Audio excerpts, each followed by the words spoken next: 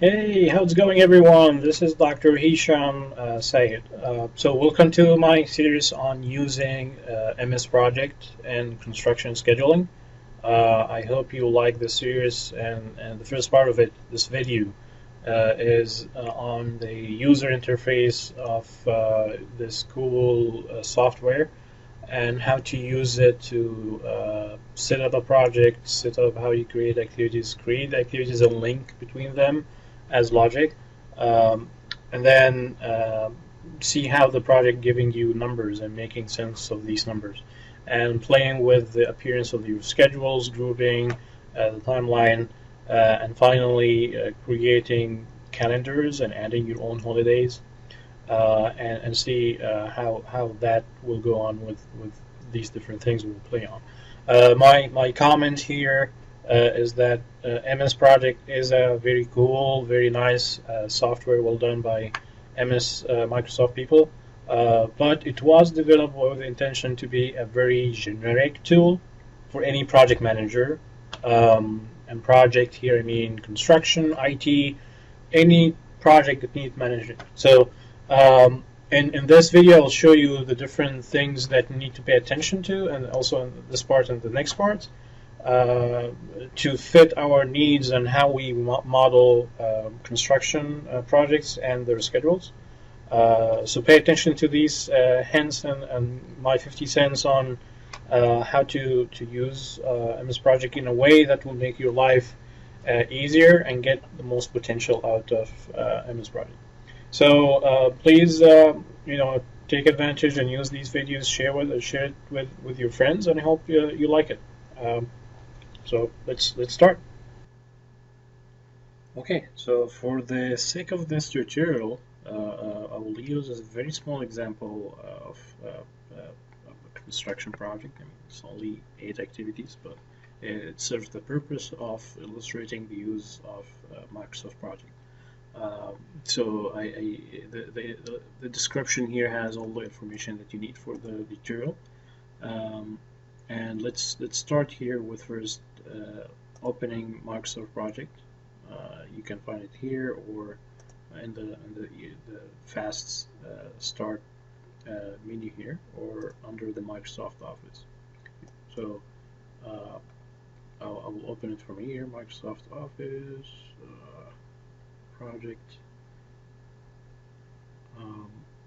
Yes, so Microsoft Project, and then you see here the interface has 3 parts, or actually 4.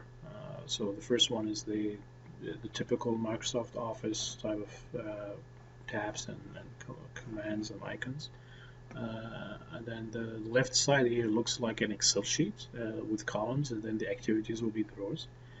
And then the right part will be, for that view, the Gantt chart. We can see different views, but it starts all as the standard here is with the Gantt chart. And then you see the timeline here. Currently, it just picks the date of, I made the video, so February 8th, 2016. And we need to now start creating the schedule for that example. So I'll just save the project here and just save it on the desktop. Yeah, the file already existing. Let's save on it. And then the first thing you need to do is to go to the project information. And the first thing is when is the project starting? So for the sake of this illustration here to be consistent, when you apply your own tutorial using the video and check it against the video, we'll all use this old date, so March 1st, 2013. So March 1st, 2013. And then the current date here, just ignore it for now. It's used for the sake of controlling and updating your schedule. So once you do the schedule and you start the construction, you keep updating it and figuring out are you on track or not. So for now, we're done with the project information, and we say start. And we see here the start date is change it to be March 1st, 2013. And then the next would be to set the default settings for the activities that we'll create. So we go to the options and schedule, and then we select here auto schedule tasks. So of course we want to use the software capabilities to figure out the schedule and the dates of every activity. So if it is manually scheduled, it's simply telling we're telling the software to be lazy and depend on us, which doesn't make sense. So we'll say it's auto schedule. We want to use the computer. We paid money for that, so we want to use the computer here. And then the next would be changing the task type. So we have here different types, and from my experience and observation of the industry, the best way that fits how construction planners and schedulers build their schedule is to use a fixed duration type for the tasks or the activities. Again, this is a generic scheduling tool, Microsoft project.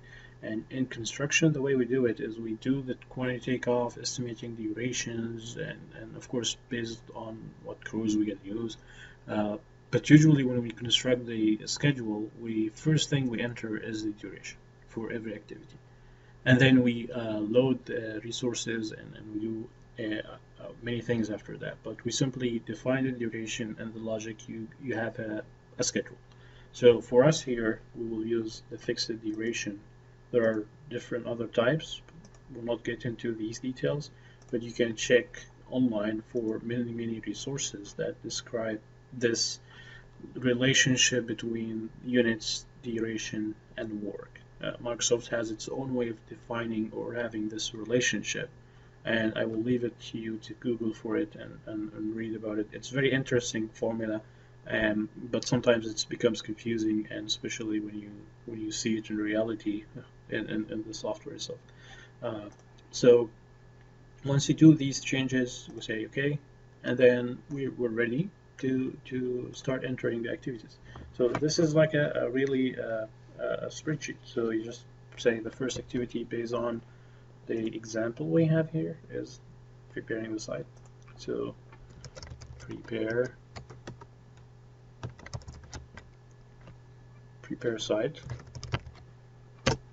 and we see here the icon here says confirming that we are using automatically scheduled tasks, and the start here is picking automatically the start date of the whole project, because if you increase this one here, it has no predecessor, so it assumes that it is a starting activity, the project starts with it, then it is using the start date of the project.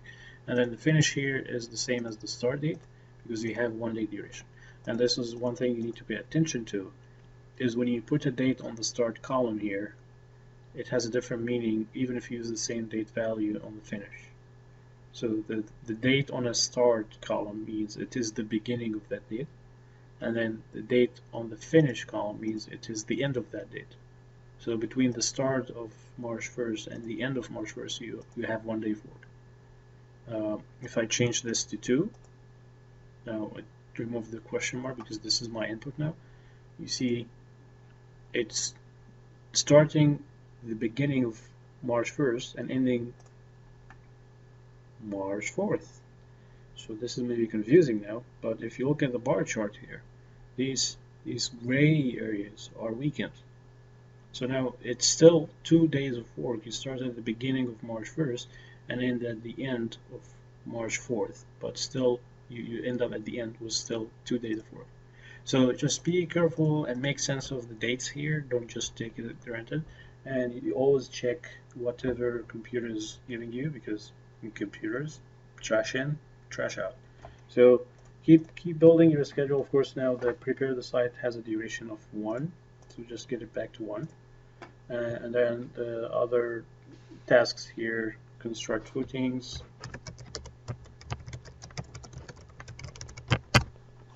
and this one is 9 days, so 9, and you see here it's building up the list of activities. You can copy the list of activities if you have it in Excel sheet, copy and paste here.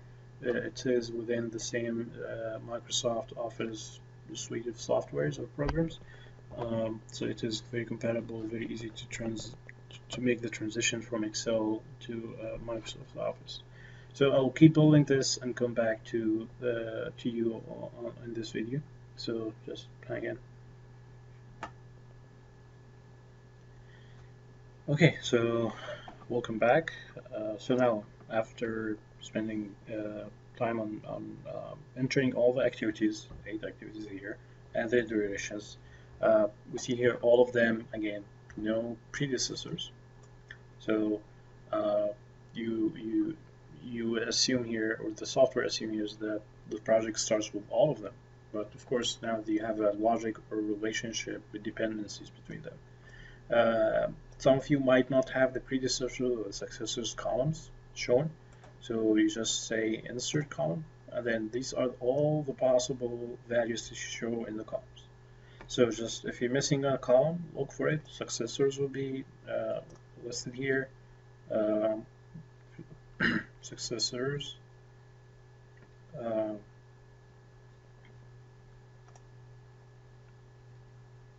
And it's there, but actually we have it, so just we'll go back. So we have the successor predecessors. So now we are in the step that we need to define the logic relationships between the activities we have. So there are different ways of doing that. The first way is to select the 2 activities by the control button here and keep clicking on the activities, and then click on the link tasks button here, and then you create this link. Why specifically link these? Because I'm following here the logic given to me. So here 1 has a follower of activity 2. So this is why I link both.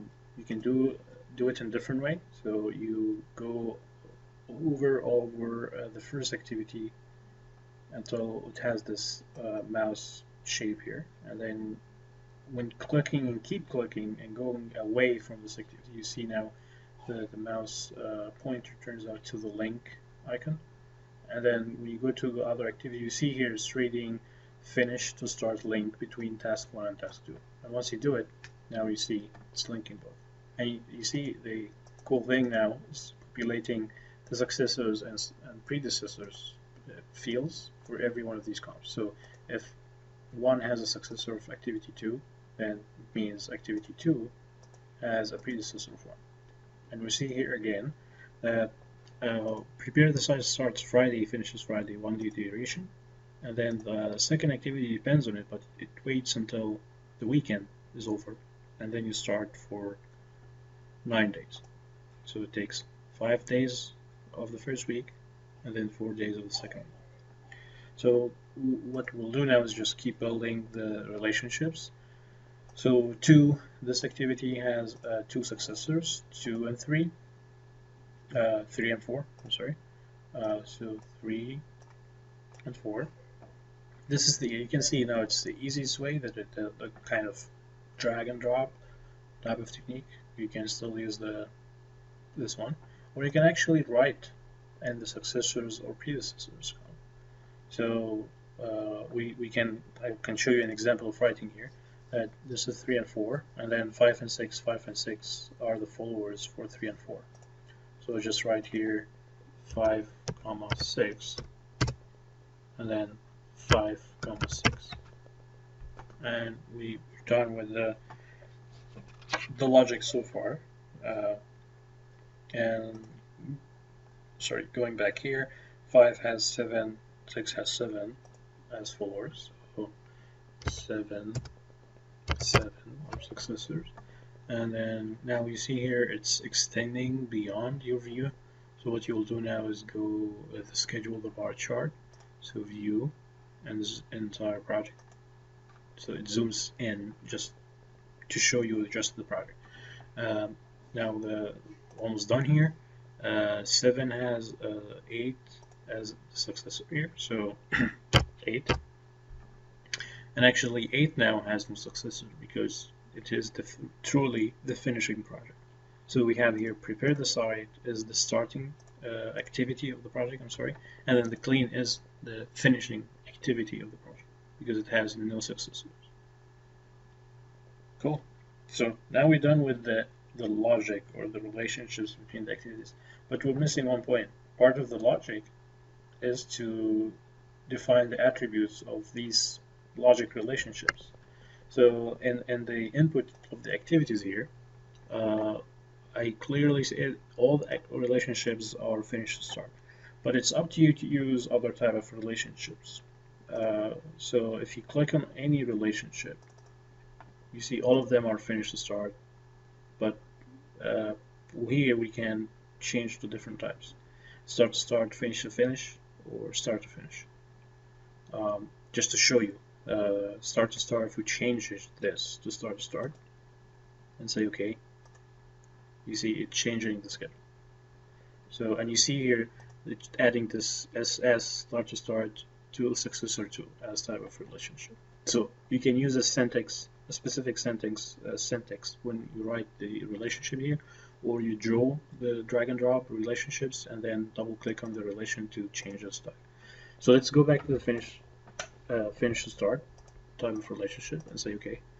And when you go back, there is some asterisks here, notes for the followers of activity 3. And the relationship here is that this relationship, two relationships between 3 and 5 and 3 and 6, has 6 days lag. And here it means it's just to clarify, it's working and non-working days. Just what is the meaning of that? So when you construct the footings, you need some time for the concrete to harden and cure. So you need some time for the concrete to cure, 6 days, and it doesn't matter if it is working or non-working. Just any day, the concrete just needs time to cure. So you need to define that in the MS project by saying now for between 3 and its successors 5 and 6. So now we're doing 3, 5, and 6. So this activity here, this one, and the links here showing the one going here to 5 and to 6, they need to be to have a lag. So let's click on that and just to make sure it is from cast stab and grade 3 to place the roof 5. So I'm dealing with one of them now, and now I need to define here the lag to be 6, but wait here, this is 6D. So D by definition is the working day in MS Project, but we need to have working and non-working any day. Weekend, just concrete cures on weekends. They don't have a break on the weekend. It's just the chemicals start keep doing it, keep doing its business. So now we will add E to it. So elapsed day. Elapsed day means it's working and non-working. So let's see the difference between both. So let's imagine just like do a mistake and say it's 6 days, and you see here it's pushing these the activity 5 here a little bit. So let's zoom in.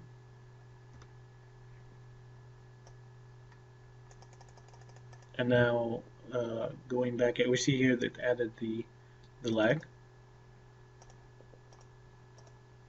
Just to take off the lag here, just delete it.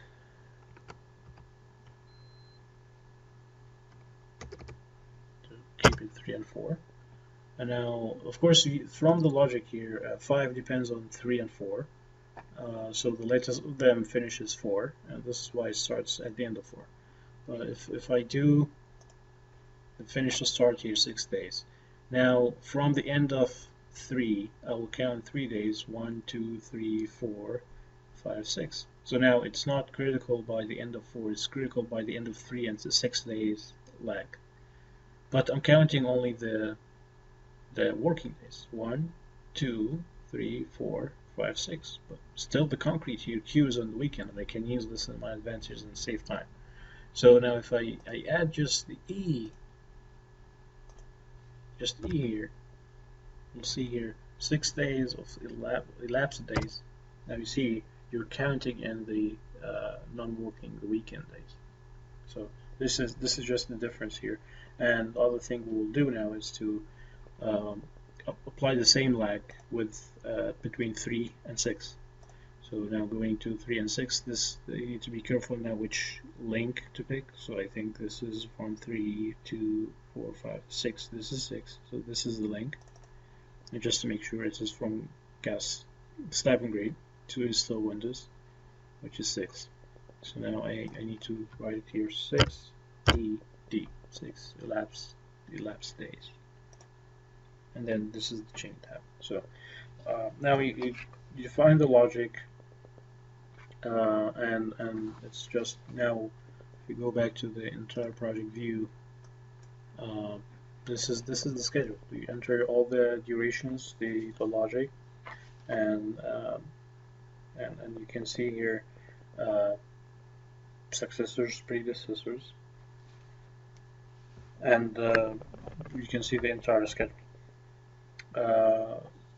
So the next would be now, once the schedule is done, just to see how we can improve the view and control the view of the schedule. So this will be just after that short break. Okay, so we'll come back. So this is the segment now after building our schedule, so entering activities, defining relationships. Now we need to make reason and understand more the schedule here. So first let's check what is the finish date in the project information. So now starting March 1st, now the finish date, now it's something you don't have control in because it's calculated by the software, is April 24th. This is the initial, still linked to, we'll make some changes by assigning calendars and holidays, but currently this is the finish date. So we say okay, and then the next thing is to maybe improve the appearance. It's individual preferences, but one thing is the timeline here. Some people would like to see months, not weeks, and weeks instead of days. So if you double click on it, the time scale here you can format it in different ways. You can have 3 tiers or 2 tiers, so you're dealing with the middle and bottom, and it eliminates the top tier. So this is why you see here it's disabled. But if you deal here with 2 tiers, then the middle tier will be in weeks, like we can see here, March 3rd to March 17th to March 31st. So it's actually counting by 2 weeks.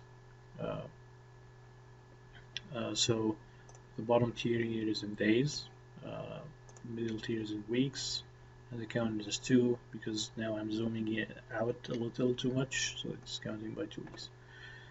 So I would just say play with the settings here and see which one you like. You can do the bottom tier here by label of days or count of days, so it's just a preference that everyone likes to use individually in their own projects.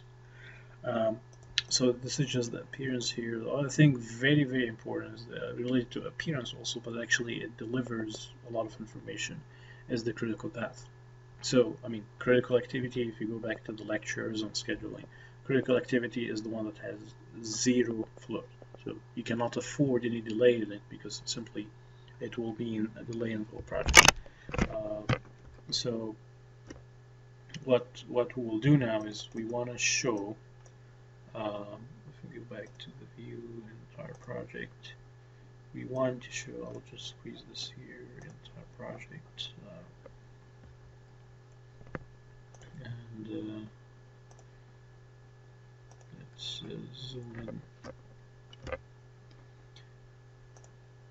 So now all the activities look the same, but I need to pay attention to the critical ones because I need to supply material and pay attention to making sure everything of its requirements are satisfied.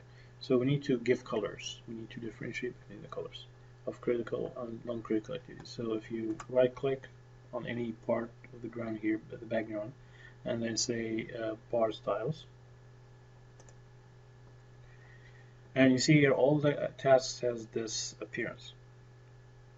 So what I will do now is insert a task or insert a row that will define the appearance of anything I want. So I can define appearance of tasks, milestones, notes.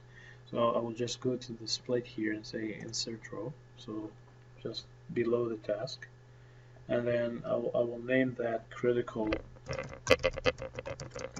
activity.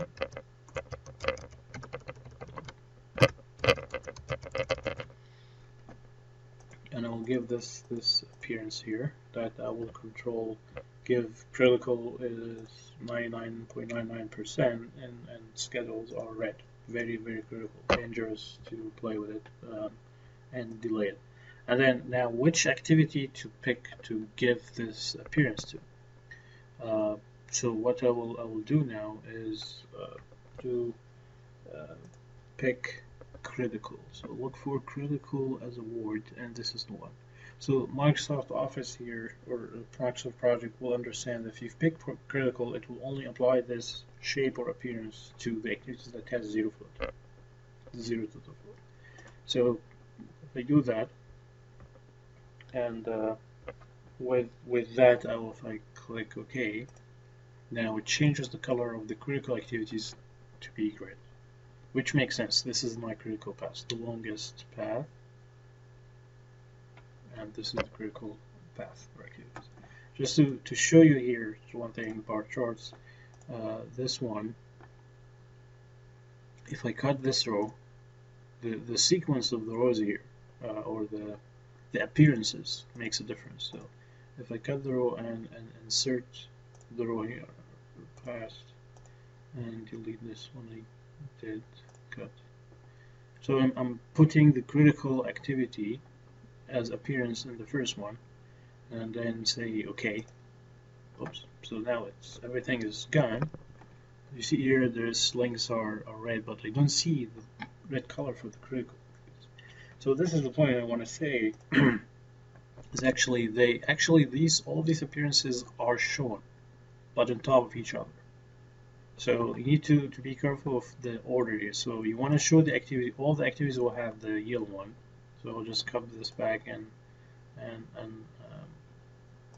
paste it here. So now all activities as an order of appearance here.